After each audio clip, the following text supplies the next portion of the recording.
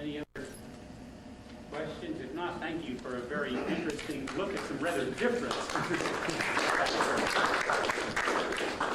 Our next speaker is Professor Dave Worley from Auburn University and is going to talk to us about infrared spectra of absorbed species at high pressures.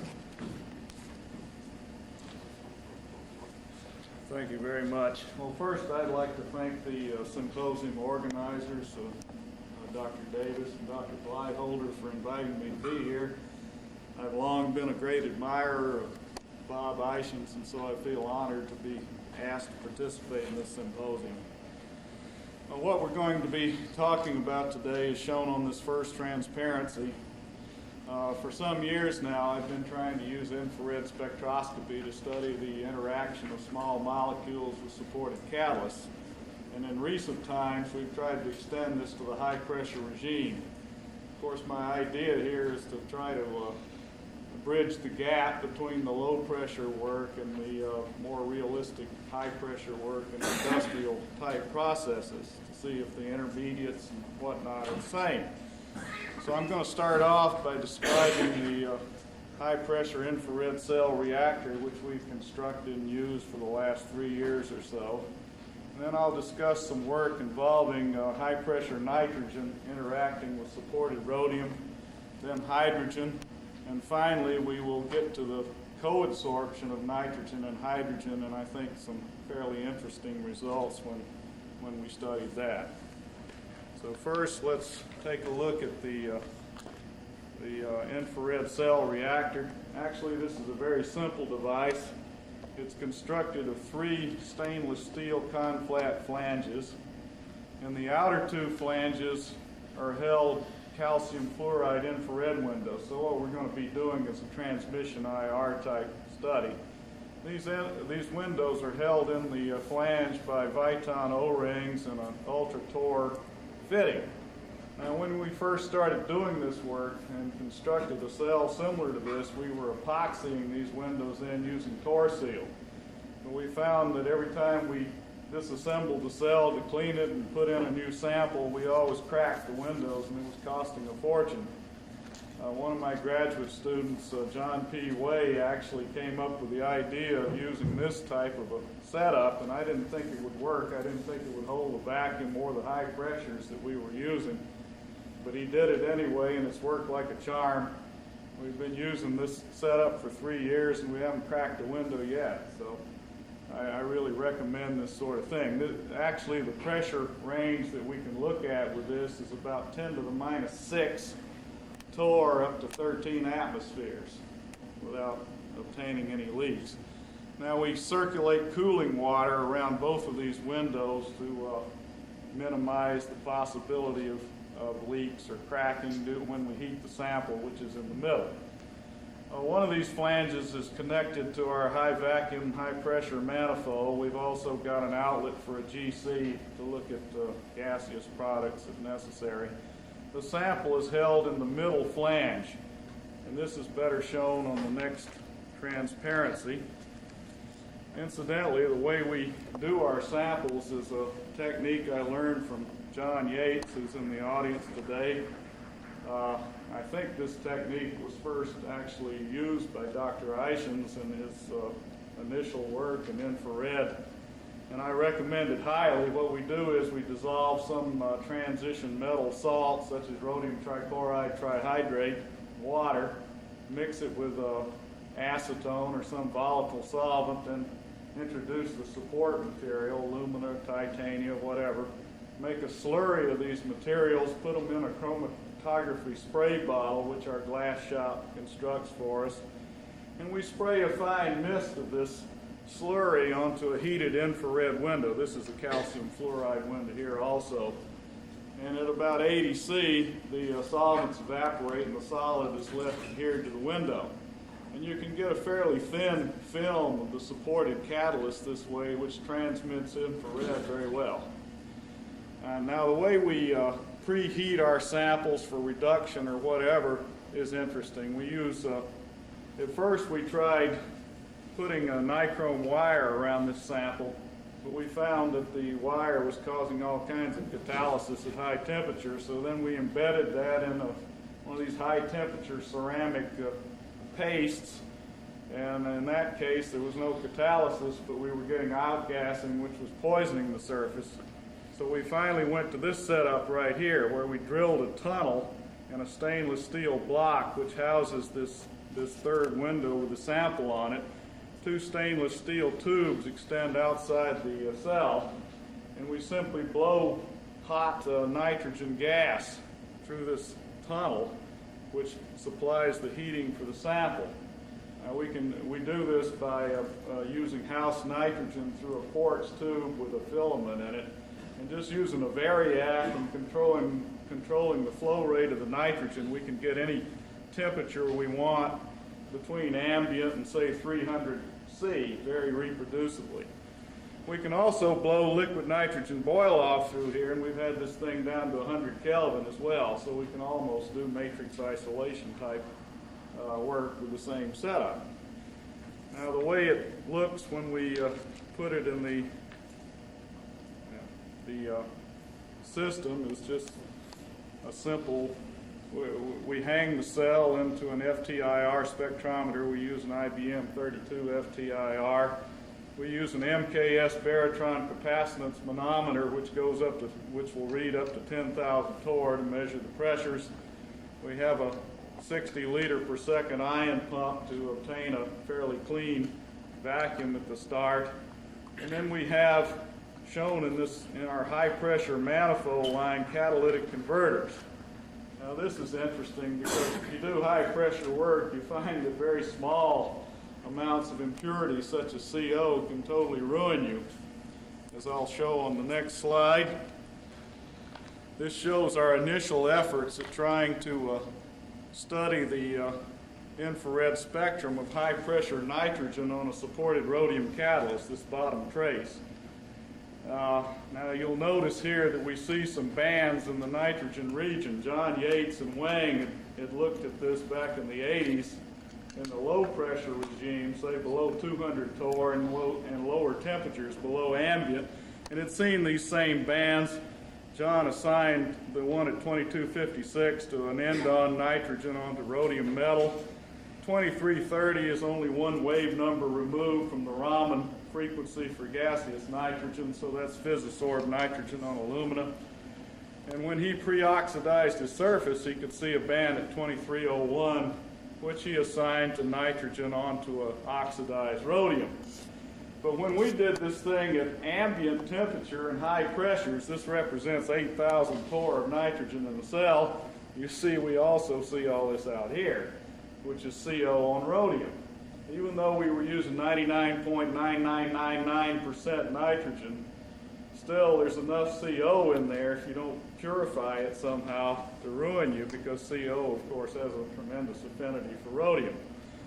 What did we do about this? We spent about 6 months trying to solve this problem. We couldn't do it. I finally called Dr. Hall, who happens to be sitting here in the audience. I don't know whether you remember that or not, but I asked him if he had any suggestions, and he said, oh, it's obvious, just put a catalytic converter in your high pressure line with the same catalyst you're using in the experiment, which we did. In other words, a supported rhodium catalyst in that high pressure line. If you heat that up, a small amount of oxygen in the gas oxidizes CO to CO2, which can be trapped out. Then you get this spectrum up at the top. You'll note that this band at 2301 disappeared in this situation, so obviously that had something to do with the CO that was in the as an impurity. Now, once we'd solved this problem and figured out how to purify our gases, then we started trying to do some work with high pressure nitrogen. And what this spectrum shows is how this band due to nitrogen on rhodium 0 increases with pressure. I believe the pressures go from about 1,000 up to 8,000 torr here. And this is totally reversible. If you evacuate, this goes away immediately to the baseline.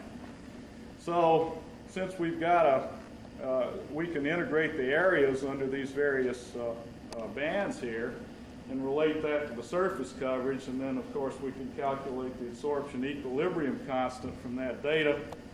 And then if we do this at different temperatures, we ought to be able to get thermodynamic data, and that's mainly what I wanted to talk about today. This inset here shows plotting 1 over theta versus 1 over the pressure. You do get a straight line. From the slope of that line, you can get the equilibrium constant. Now, just to elaborate on that a little bit, I'm sure everybody in here is well familiar with how you do these things, but I'll discuss it briefly.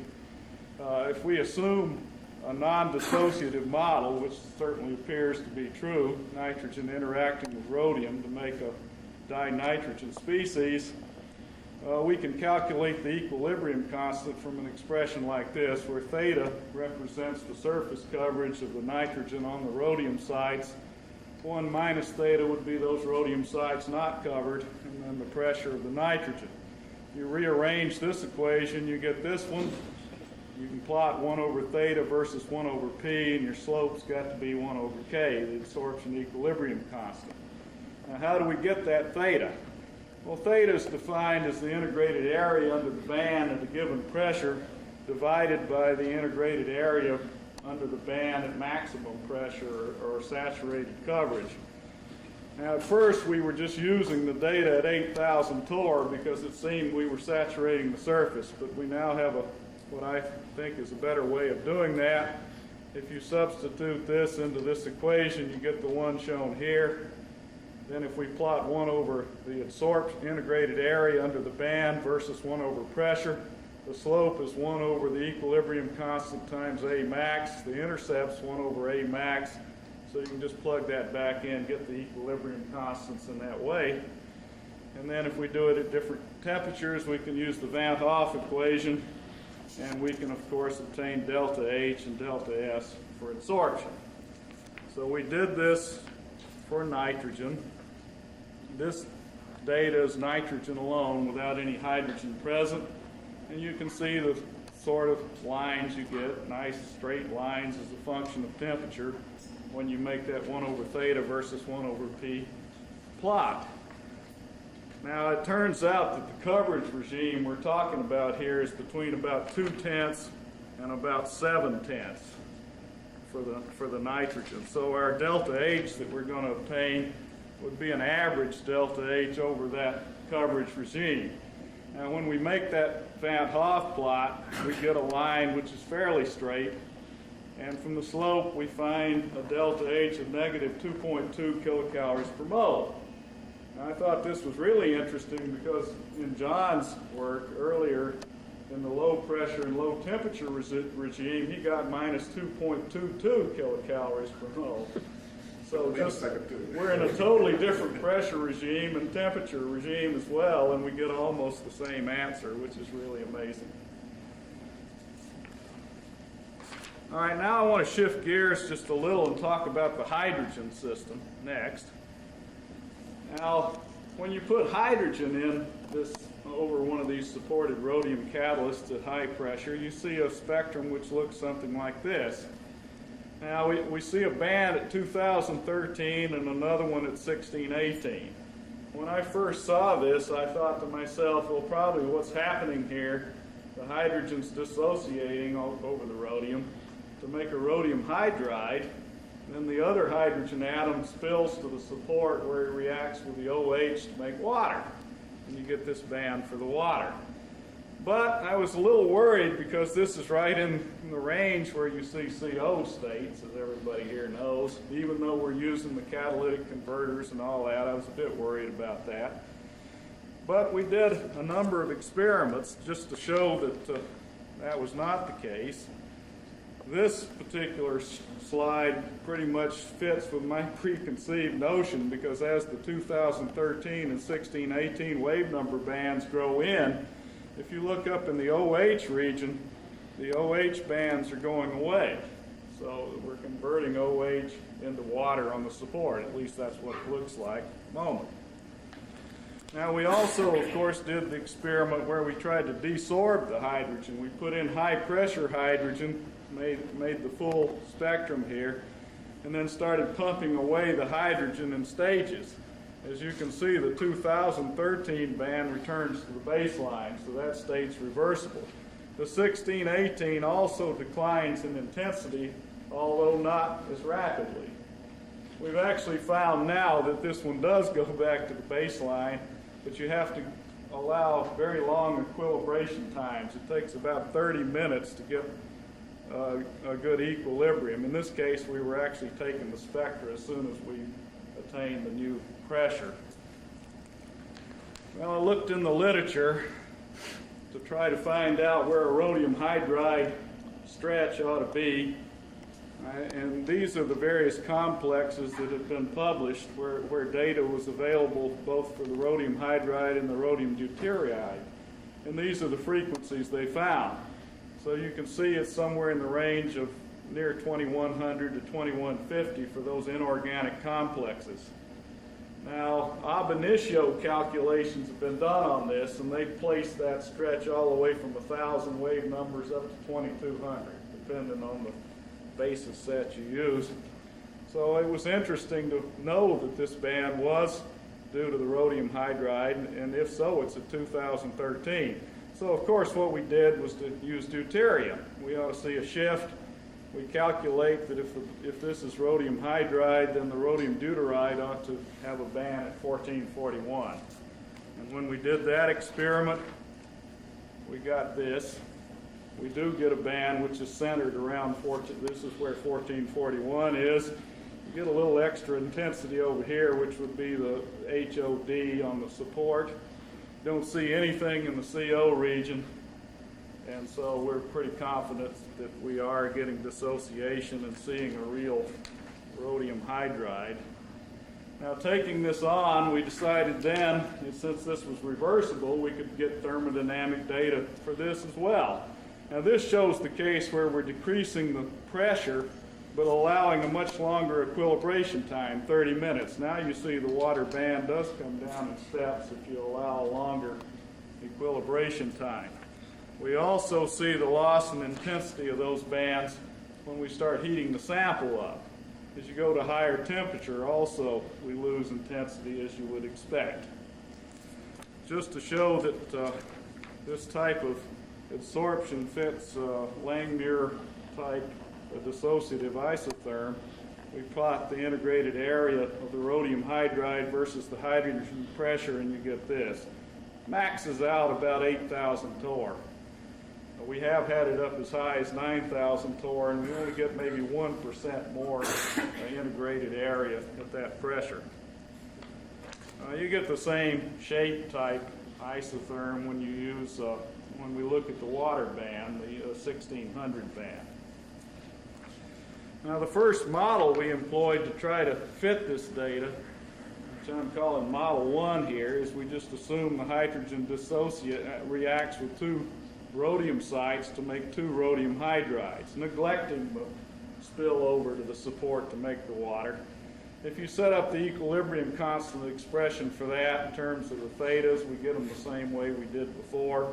Make the same type of plot. You can get the adsorption equilibrium constant, and then doing it as a function of temperature, you can get the delta H and the delta S. This slide shows that we do see straight lines, at least in the lower pressure type regime up to nearly 3 atmospheres. We see straight lines at all these different temperatures.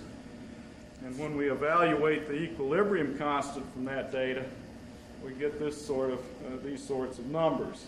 In Model 1, at 305 Kelvin, it's 1.95. And as we heat it up, you see the K decreases down to 0.64. So we can now plot that versus 1 over T in a Van Hoff plot.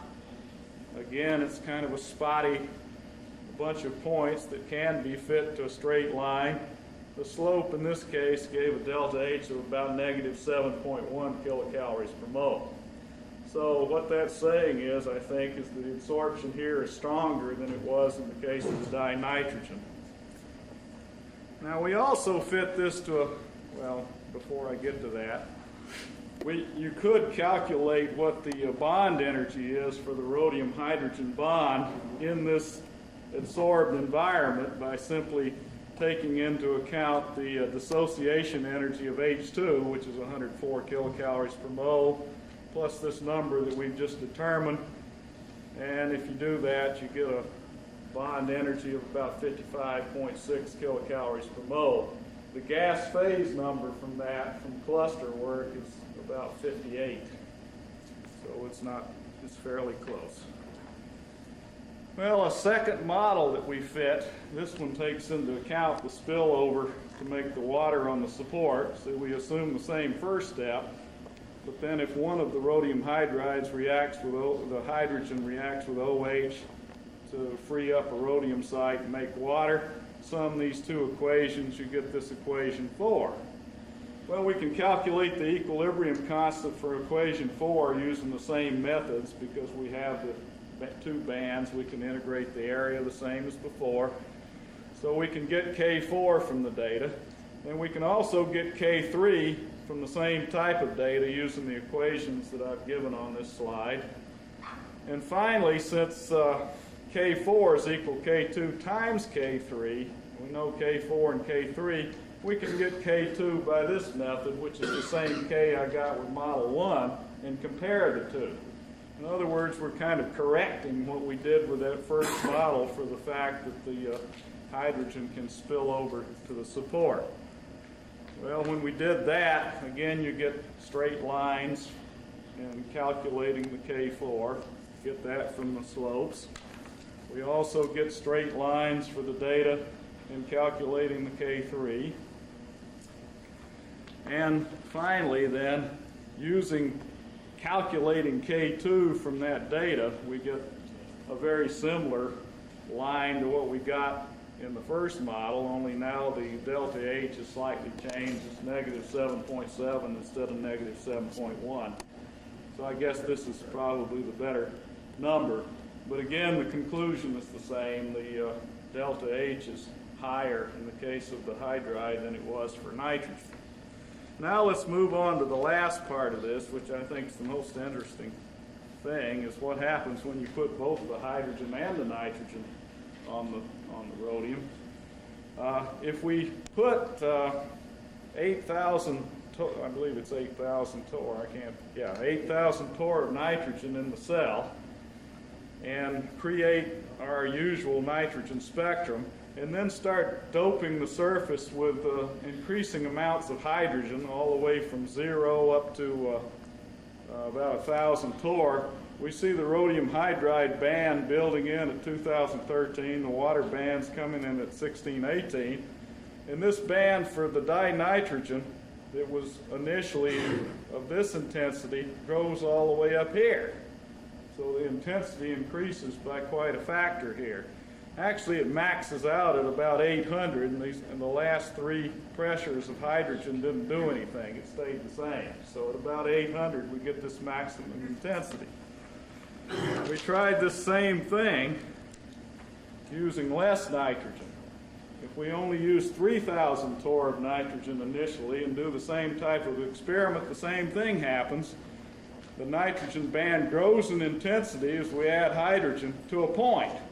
It maxes out at about a pressure of 600 torr, that's spectrum D. Then it starts down again. As we continue to add hydrogen, this band starts losing intensity. Well, this is, I guess, pretty easy to explain. That's what I thought it would do from the start. The hydrogen just displaces the nitrogen from the surface, so you get lower coverage. But what's going on here? Why is the intensity of the of the nitrogen band increasing when we add a little bit of hydrogen to the surface, is the question. We also evacuated everything and recreated the baseline and then added the nitrogen again and recovered this same spectrum that I show here in letter A. So it's not irreversibly damaging the surface. We did this also at an even lower pressure of nitrogen. If we start with 1,000 torr of nitrogen and add hydrogen in increasing doses, the same thing happens. We get a great intensity enhancement to a point, and then the intensity decays again as we continue to add hydrogen. Now, it's interesting that the lower the pressure of the nitrogen you use, the lower the pressure of hydrogen is required to create this maximum in intensity. Also, The integrated area under this 2013 band is always the same when that maximum is obtained. So the same surface coverage of the hydride does it every time, causes this maximum intensity of nitrogen. This just shows a dramatic plot of this, the integrated area of the band versus the pressure of hydrogen for the different nitrogen pressures. See, when we use high pressure nitrogen, the maximum occurs at higher pressure hydrogen than it does if we use low pressure nitrogen. But if you want to know what the intensity enhancement factor is, you just compare this point to the maximum there. That's the amount of intensity enhancement from no hydrogen to the maximum that you can get. And the factor is 2.5 for all of these curves. We always get a factor of 2.5 enhancement no matter what. So we're trying to figure out what causes this. I thought maybe it had something to do with a coupling of oscillators. Maybe the rhodium hydride oscillators coupling with the nitrogen stretch in some way and causing intensity borrowing or something like that. I'm not a theoretician, so I don't understand the subtleties of this, but I think that if that were going on, it has to do with the difference in frequency between the two oscillators. So we decided to use deuterium because that would shift the rhodium deuteride frequency way down to 1440. When we did that, we got exactly the same thing. You get that intensity enhancement of 2.5 again. You don't get any, notice there is a frequency shift from 2248 to 2258 upon increasing the coverage, but we got that same thing with the rhodium hydride in both cases. So nothing changes when it's deuterium. So I think that negates the argument that it's some type of coupling of oscillators. I thought it might have something to do with the water on the support. So we tried doping the support at the start, or the rhodium catalyst, with water. 10 to the minus 5 torr of water vapor in there, you get this band, which nicely is in the same place as the one we've been saying is due to water. Then we add the nitrogen at high pressure. We actually got lower intensity of the nitrogen bands after putting that water on the surface. But if you then kick in the hydrogen at about the same pressure that caused the max before, the same thing happens, whether water's there or not.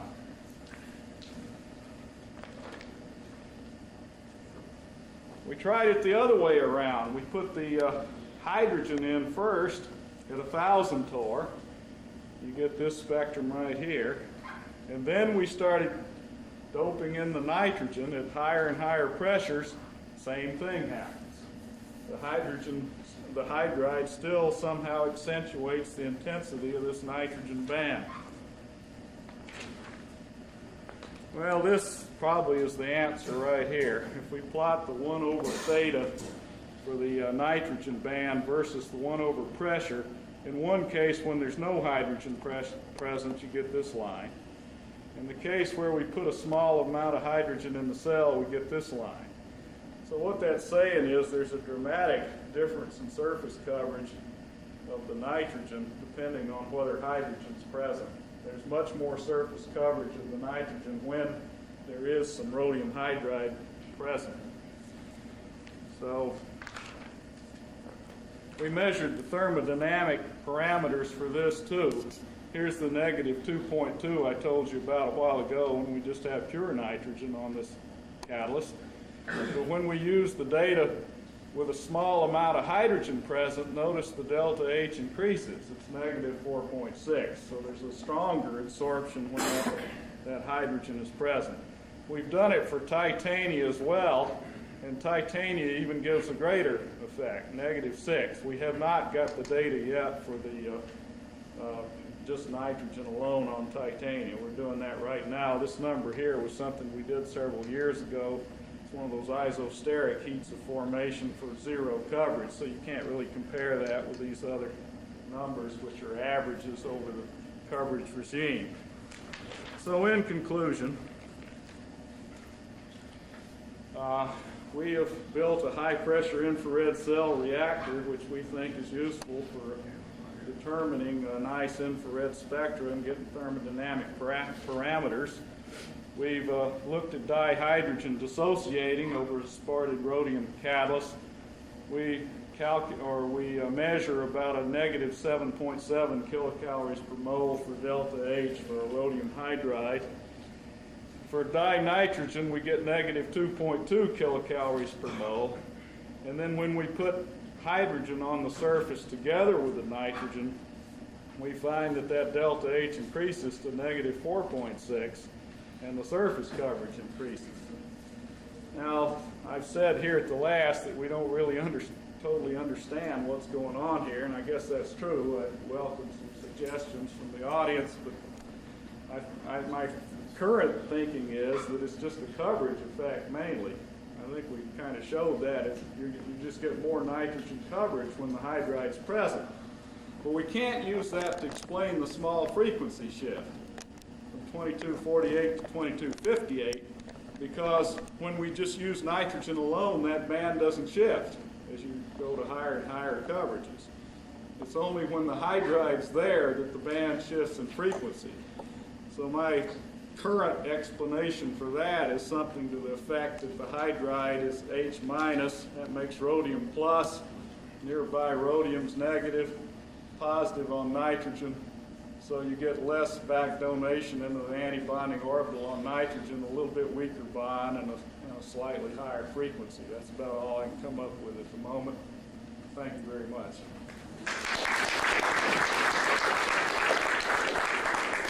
Thank you. We have time for a quick, somebody seems, Dan, That was very interesting. I have a comment. If you look at hydrogen heats absorption and rhodium, like single crystal work and others, and we've seen the same with palladium, you'll find that you get dissociative absorption, and some is very tightly bound, and others more weakly bound. Yeah. And I suspect here, you saw the same with palladium. You get a heat of absorption on 8 to 10 kcals per mole. So you're looking at the weakly bound hydrogen. It's reverse on it. I would propose you have strongly bound hydrogen, probably in the interstitial sites on the surface, the 3-4 sites or whatever. And this behavior that you're seeing is the nitrogen interacting with a hydrogen-covered surface. And that could even account for the shifting we're talking about at the end. In that you've got hydrogen atoms that you don't see with infrared, in addition to the ones that you do see. And it's those that are strongly coordinated with the rhodium in those sites is probably having some influence on whether the nitrogens is moving. You think that would be some type of chemical bond, or? John would probably know better than I, but I'd say it's probably just a small electronic effect at the surface, whether you have a hydrogen atom interacting with the rhodium atom, just giving you a small electronic shift at the surface. That'd be my guess, and I wouldn't know that sure. Yeah, Richard? I think you probably ruled this out because you've looked at the surface coverage, but the other possibility is that you're changing the extinction coefficient. Change the extinction of the nitrogen. Well, yeah, I thought that might be. But I think that you ruled that out. I'm not sure that.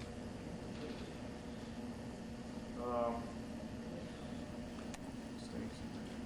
You mean change the oscillator strength through one of these dipole mechanisms? Well, I guess the reason we're ruling that out is because of the fact we see exactly the same thing for deuterium as we do for hydrogen. Although maybe you would anyway for an oscillator strength. Yeah, that's a possibility too, I guess. Well, I'm afraid we're going to have to cut things off here because I know I can't get John to shut his down very much, and we want time for Bob. So, Professor John Yates from the University of Pittsburgh. How much would you like me to shut it down?